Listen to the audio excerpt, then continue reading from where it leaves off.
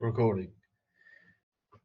Time 2:10, working through clinical humanities, doing the fucking PowerPoint presentation. And I'm reading up and I'm looking at burnout. Now, having some thoughts here, I wanted to record them down. Burnout doesn't exist. Burnout doesn't fucking exist. Not in the way that it's described. Not a disease. It's feedback. Now, if you're doing something and you understand that it's a means to an end to higher things, greater things, and that you must walk down this road in order to get to this greater version of you and experience greater things and move up forward, then burnout doesn't exist. It doesn't fucking exist because you understand this is part of the process. Fine, I've got to walk through the fire, and anyone that's aiming for the things that I'm aiming for has to also walk through this fire and follow me through this, which makes it harder for them, which is good. So burnout doesn't, for in that regard, when you're aiming for higher things, burnout doesn't exist. Now, if you're an NPC and you're just doing things because you've been told these are things that you should do. So I'm going to use dentistry as an example because it's the best one I have. Me, my current degree being in dentistry.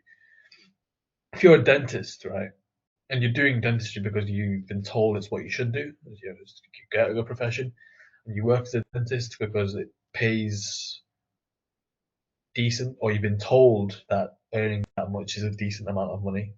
It's not. It's shekels. Yeah, it's shekels. But you've been told that earning that much is a decent amount of money, and then you're working those long hours, and you're dealing with a hectic workload, this and that and the other, and now you're feeling burnt out.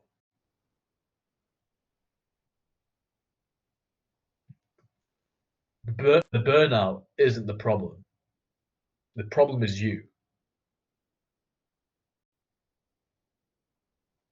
Because you're not aiming for something greater.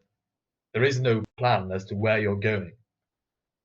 What you're doing currently, the work you're doing currently, doesn't feed in directly to a higher goal. You lack purpose.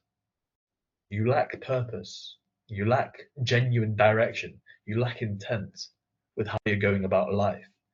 And if you lack these things,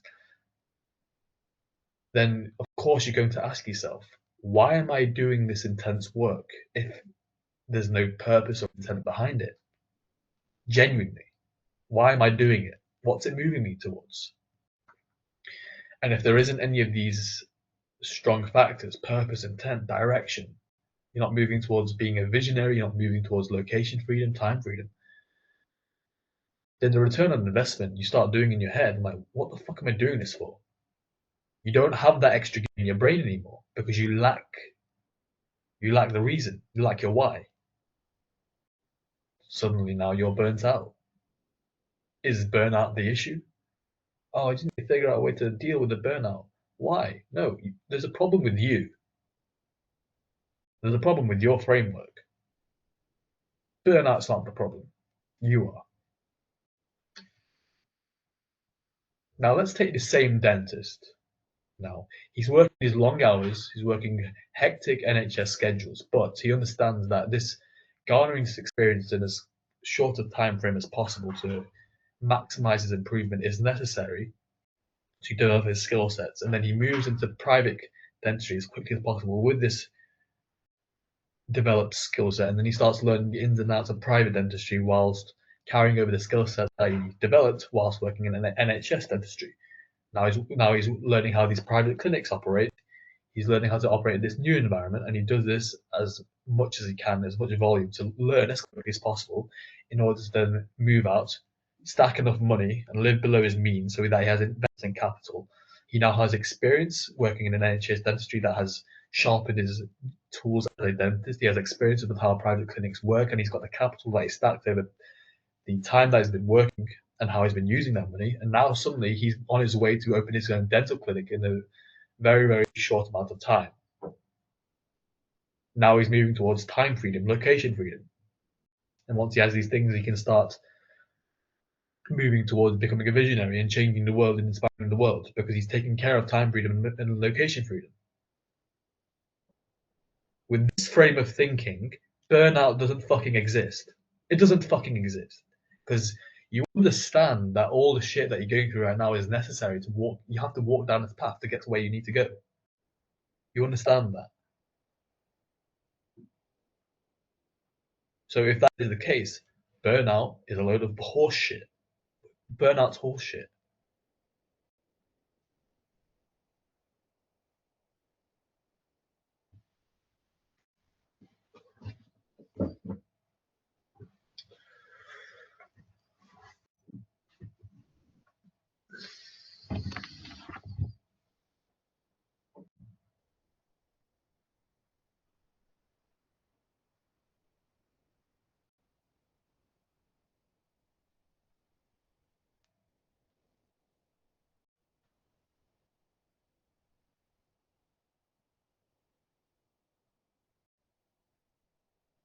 Now I ask myself the question, why do I get taught with this weak frame of thinking in school or in culture? Why is this taught?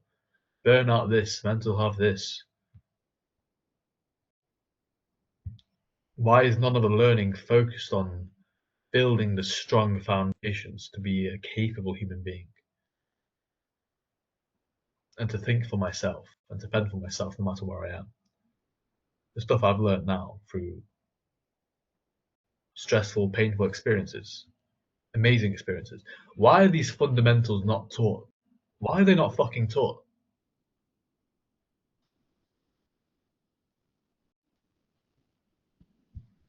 Is it on purpose, or are the people who designed this culture and this curriculum, are they just ignorant? Genuinely speaking, I mean, part of me wants to say it's on purpose to, get everybody into, create workers.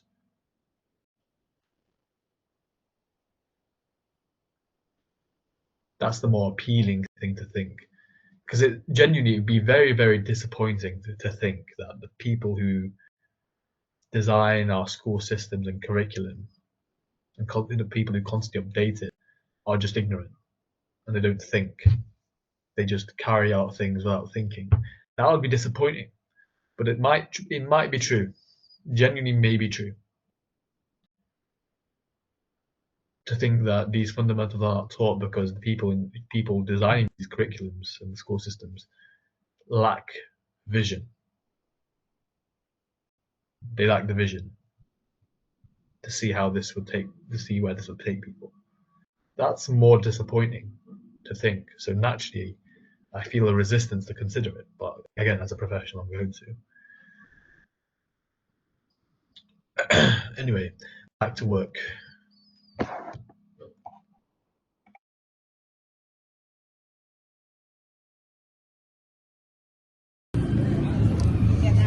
Walking around London, and I've had this thought.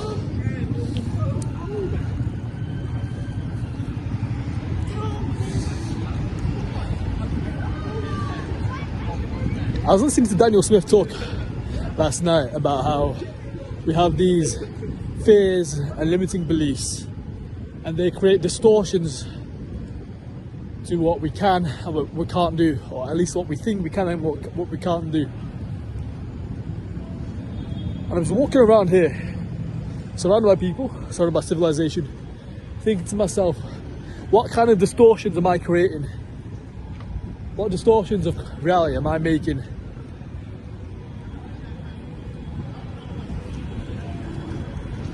Now, as I was thinking that, I began actively changing my internal state, finding thoughts that weren't serving me, negative thoughts, and replacing them with positive ones. And before I knew it, my entire internal state changed. And suddenly, I was looking around at my environment, I was noticing different patterns. So what changed? Nothing around my environment changed. The patterns that I was looking for in my brain changed. And then my perspective of myself changed. And then I start to see a different future, start seeing different solutions. Very, very interesting. Now, as I keep on practicing doing this to myself, these are the skills that I can use when I'm talking to new prospects. Because I've gained personal insight, I understand how they're feeling and how they're thinking. 9 times out of 10, they don't even realise what's holding them back emotionally. They don't understand. All they know is there's emotional friction there that's stopping them from taking action and moving towards what they want. So it's my job to make sure that they can see their situation with clarity, because they can't. Otherwise they'd be on the call. They wouldn't be on the call. They'd be where they want to be. So it's my job to give them clarity, and then to help them see that they have the tools themselves to actually move past that. And again, I'm being mindful of how I frame this. I'm not doing anything for them, because that ultimately disempowers them from making their own decisions. My own goal is to empower them to move through their own fears so that they can move towards what they want. Khalas. Alright, let's get this tube. New thought. By extension, if the external world around me is distorted in some way or another by my own perceptive mechanism or whatever, if everything around me is distorted to some extent, then what is real? Then what is really? What is real? So, if everything is subjective, and if that is a fact, and things are going to be distorted to some extent, it would be strategic and beneficial to me and everyone around me if I created distortions that are beneficial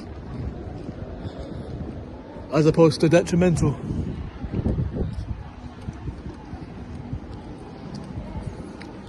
A large part of this I already do, searching for positive patterns or training my brain to search for these patterns. Also training my brain to search for negative patterns when I need to.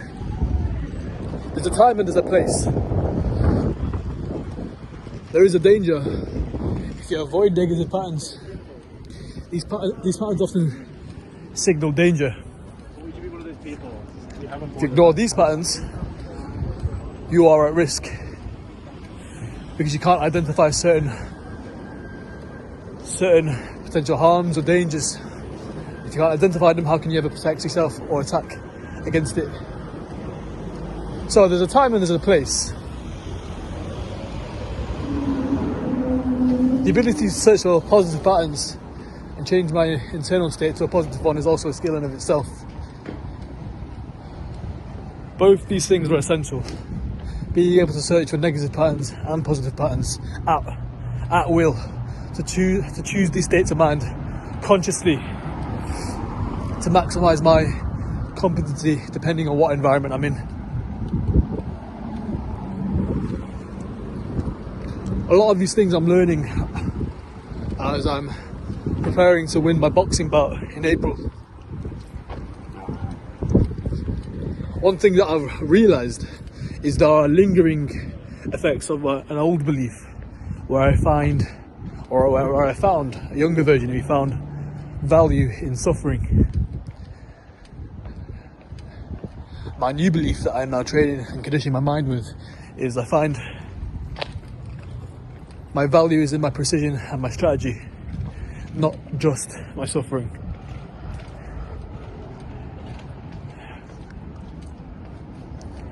This one is the most effective in my opinion. Suffering is essential, but the precision and strategy is essential.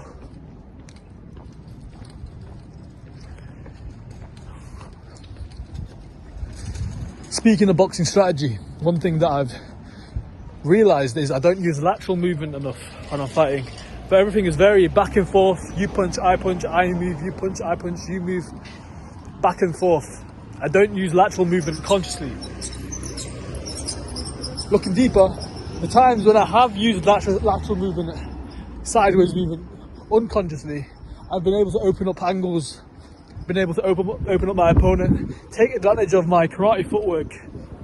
And also, if I'm moving side to side, it's much easier to utilize head movement. First of all, because my opponent is thinking harder, but also I'm already in motion. I'm already moving side to side. And if I'm circling to the right against an orthodox opponent, I'm circling to my right. Yeah, I'm already circling in the way that I'm going to slip. Right, I'm circling. I'm already going to slip that way, brother. What the fuck are you going to do? What are you do? Hit me with the right hand? I'm circling away from it, right? Now, what does this open me up to? It opens me up to a jab and a left hook. That's fine. I keep my hand up here. Now, the main thing it opens me up to is a jab, hook, and then a liver shot, because my liver is on my right side, and that's the circle. That's the way I'm circling. So there's potential there for me to hit with a liver shot. How do I counter this? Again, same. Keep my elbow here. Keep my elbow here. Keep out a distance again, but I will be distance when I'm punching. So I have to be wary. I have to be wary of tucking my right elbow. And also making sure that I'm standing at an angle. Not standing straight on, where my liver is literally pointing towards them, but it's facing away. Facing away. This mitigates the risk, and I can maximise the reward. It'd be a different situation if I was fighting a southpaw, but I'm fighting an orthodox fighter. So again, different things I'm focusing on.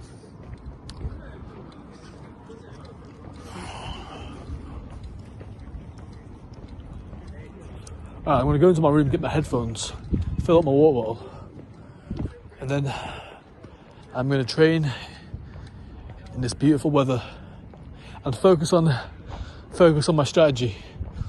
Lateral movement, circling around the ring, and then popping the jab out, which will be easier when I'm circling because my weight's already on my right foot. Makes it easy to pop the jab and move.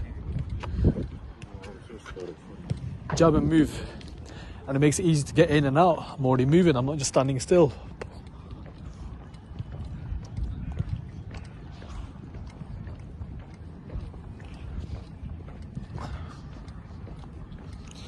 I'm going to do that before my sprints, and then I'm going to work on my conditioning with sprints, and then after that I'm going to drill the lateral movement again.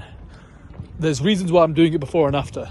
Before is because my mind is going to be fresher, so I can really work on the nuances of the movement and understand what I need to do here, the movements here. My mind is fresh, I focus on it. And then I'm doing it after my sprint, so my body and my mind are physically tired and mentally tired. So that when I'm in these states, I can still rely on these tools. They don't just disappear because I'm tired. They're still there, I can still access them when my mind is shut off. And the more I practice that, the more it becomes second nature when I'm tired. The more leverage I have to beat my opponent.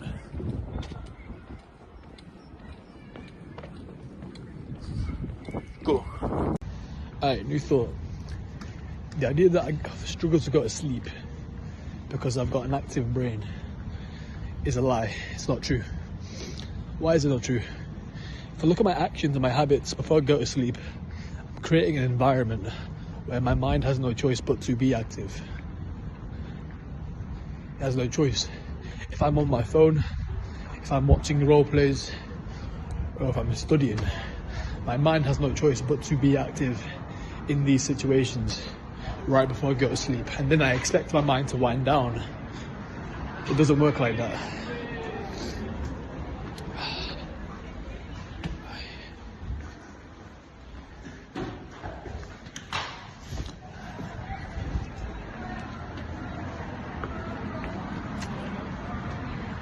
Similarly, when I do use habits and actions to wind my brain down, when I do actually turn my phone off, when I turn grayscale on,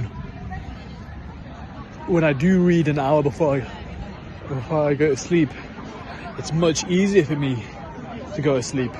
Suddenly my brain is not as active, it's winding down. So does this have anything to do with my actual machinery, my actual hardware, who I am as a person? No.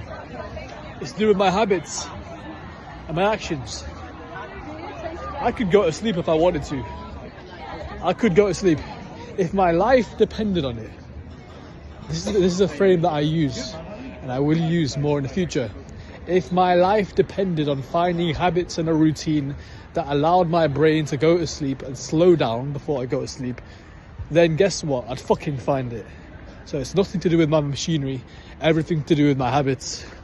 If my life depended on it, I'd find a way to do it. I would turn my phone off at 7 p.m. I'd turn grayscale on the entire day. I'd be reading from 10 o'clock to 12. If I read for 2 hours, my brain would be fucking fried and ready to pass out. Guarantee it. Fucking guarantee it.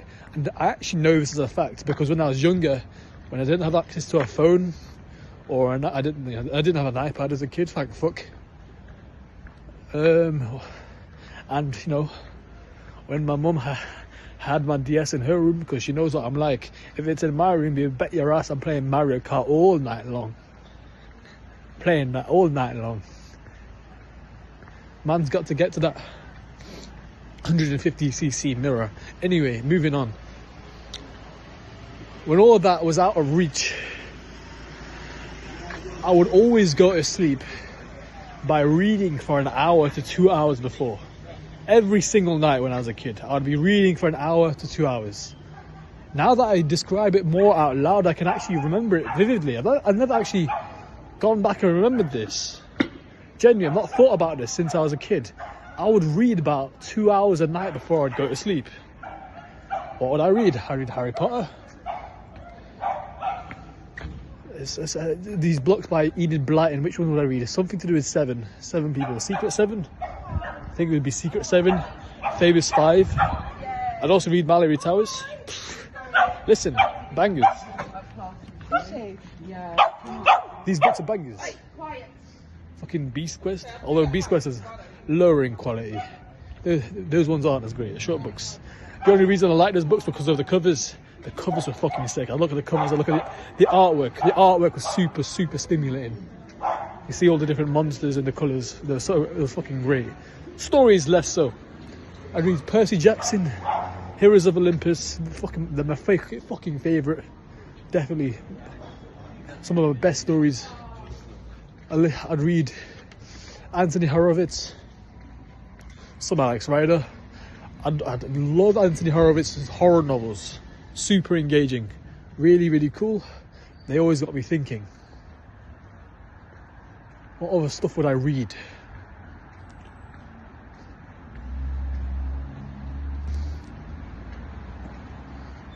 I remember reading a biography once for Michael McIntyre.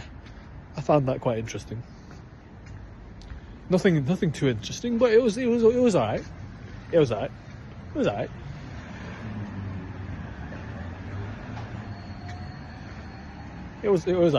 No, it was alright.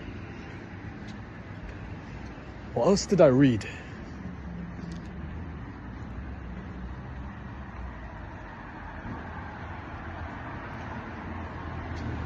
Point is, when I was a kid, I've got this evidence built up already. And I'm very, very thankful and grateful that I have this evidence. Because if I didn't, then I'd have to go out of my way now, my adult years, to now create this evidence of reading an hour to 2 hours before bed.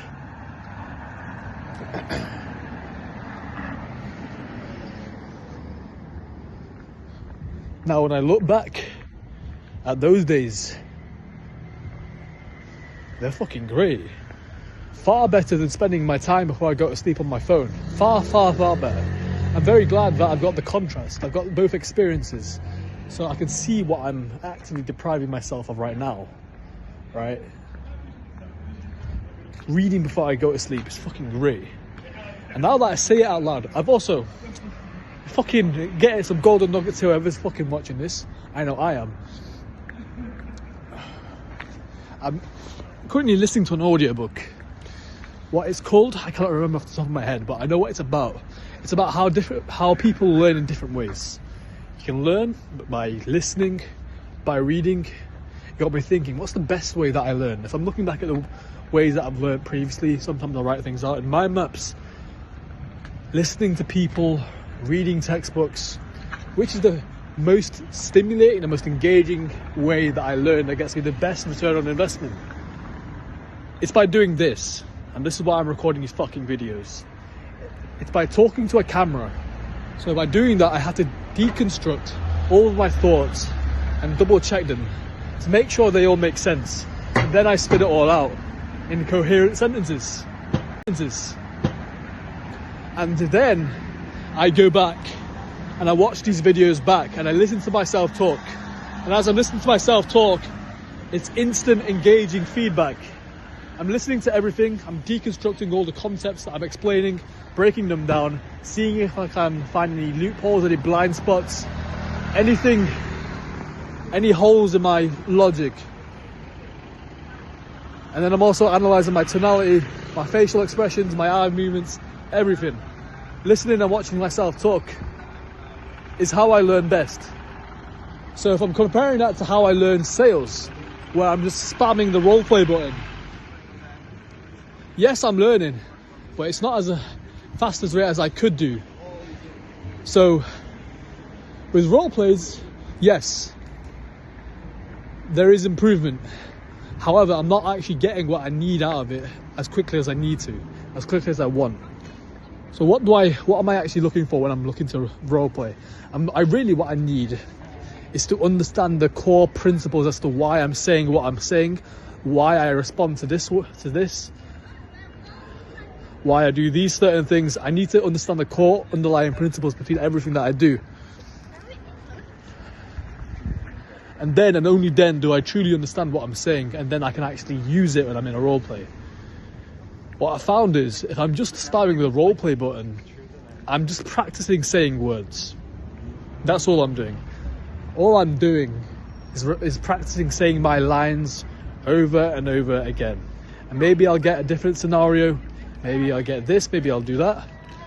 But my adaptation will not be as good as I need it to be because I don't understand the first principles fully enough anyway. So, saying that and knowing that, what's the best way to learn moving forward? Role plays still help. They do provide feedback. It's an indicator of where I am, but it's not the end all be all, not for me. New way for me to learn. I'm going to map out Daniel Smith's framework. He's got a sales triangle and I like how it's presented. I'm going to draw this out and put it on my wall, and it's not going to be in front of me, it's going to be behind me, so that way I cannot rely on it as a crutch when I'm doing sales calls. That means I have to memorize it and actively think about it outside of sales calls and then memorize and understand it. What I will have in front of me is the pre-call state, because this is a frame of mind that I must be in before every single call. Trust builds trust. That's the first one I remember. I can't remember all the other ones, but I know what they're based on. It's based on helping the person, being a detective to find out what's going on, knowing that we can help them before I even deserve to pitch them such and such. And I cannot remember the pre-call state off my top of my head, but I know when I read it back, I can explain the principles as to why we think like this. It does make complete sense, because we're coming from a place that best serves the person. We're disconnected from the outcome. We're not just trying to get paid like a fucking beggar. We're not trying to take advantage of the person so we can get their money. Our goal is to help the person change their life, which is what my job is. Which is what my job is going to be. Helping people change their lives.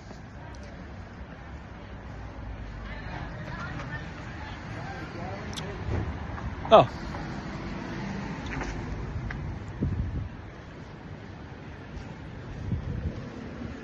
And the thing is, if I understand the principles behind everything Daniel Smith says, then I can also do the same for what Kurt Udell says. And then, rather than finding conflict because they're both their frameworks differ slightly, because I understand the principles behind what both people are saying, I can select which one works the best and create a sort of hybrid using both knowledge from both people. And I've got the best from both worlds, but I can do that if I understand what both people are saying. Similarly, if I'm going into, am I going to go into Bill Walsh's it does seem that all the top sales reps have gone through the objection box. They have. Now, the thing is, do objection box, do they teach word tracks, or do they teach principles? Because if they teach word tracks, then it's going to have to be on me to find out what the principles are. And do they teach discovery as well, or do they just teach objections? Because that's a philosophy that I disagree with. Because if we're purely focusing on objections, we're assuming that we've not done our job in the discovery phase beforehand. We've done a poor job, which is why we're getting all of these objections. We've not built up enough value in the discovery phase. We've not screened for fear. We've not reframed limiting beliefs. We've not had them take full responsibility. We're assuming that we've already failed to do these things. So, I understand the need to know objections. I understand the need. And I get why Bill Walsh would market it objections backwards, because it's completely different. And his logic is, objections are why you made a sale. So if you can handle objections, you make the sale.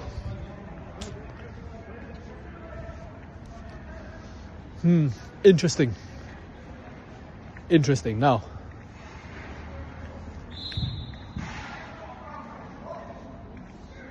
first priority is get into Daniel Smith's course. Now, if he's got a payment plan, he's got a $2,000 payment plan. Here's the thing: if I can stay in uni and stay under the radar of KCL whilst dedicating the majority of my time towards sales without raising any red flags, then I still get access to student finance and I still get access to student accommodation whilst working in sales, and whilst working a part-time sales admin role with 2.5k base, whilst, with the student finance. So this 2.5k base is enough to get me into Daniel Smith's program and a payment plan.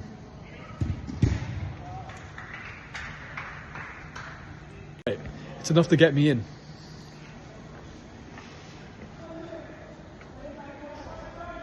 Now, thinking about the program, I was getting my own fear objections in my brain.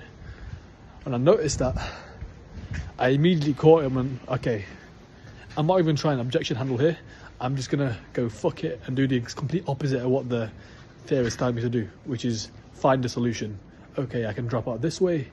Okay, I can work around this. I can do this with student finance. I can do this. I can do this. But if I didn't know that, how would I handle my fear? And I was talking about this before. I was walking to London. It's time to go sauna.